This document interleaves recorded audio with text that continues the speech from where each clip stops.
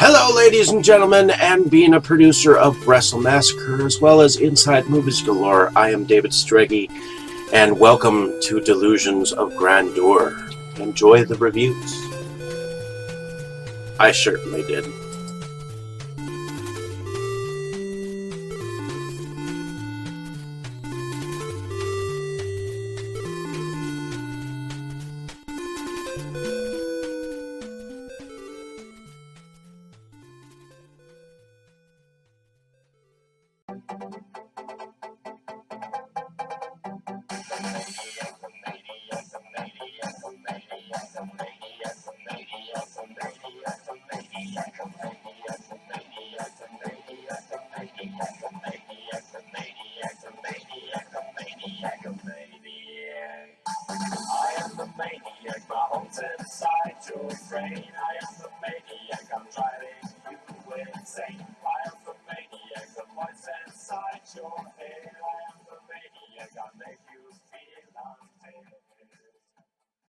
Okay, Dave, that's it. Screw you and your college flunkies.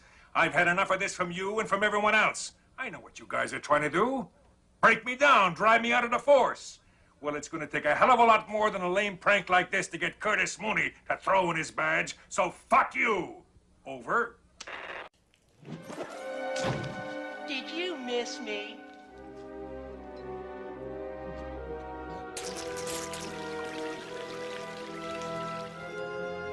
I guess not. Hello, ladies and gentlemen, and welcome back to Delusions of Grandeur. I'm your host, David Strege, and here I have another review for you. This time it is a film filmed in 2020. It was filmed in Canada, and it was directed by first-time director Kevin Ang.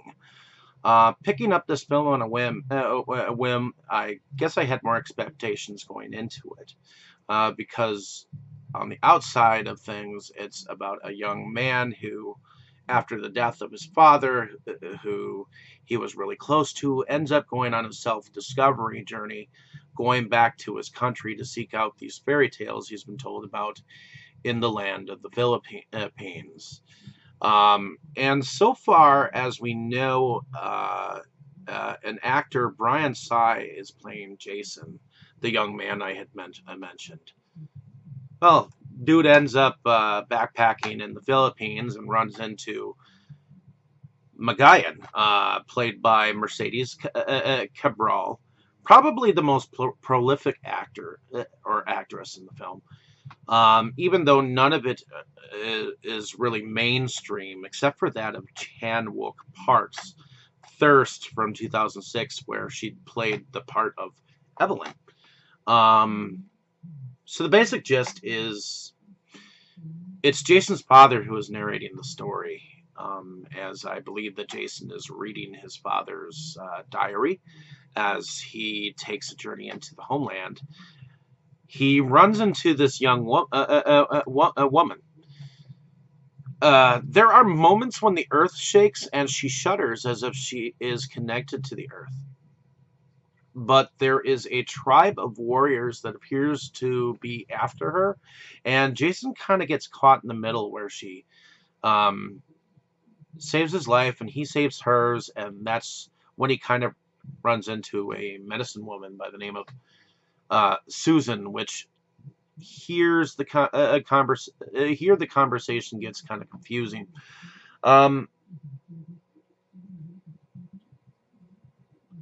Lot Bustamante plays Susan, who is apparently some kind of medicine woman who takes care of Magayan's wounds or wound as a rainstorm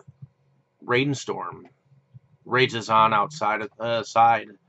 Some warriors that have been following catch up with them, and that's when they continue to run outwards. And from what I can understand, which I think that this film suffers from them not using subtitles for Susan, because you can barely understand her English, that he must take her back to where she came from, which appears to be a mountain on an island seemingly far away.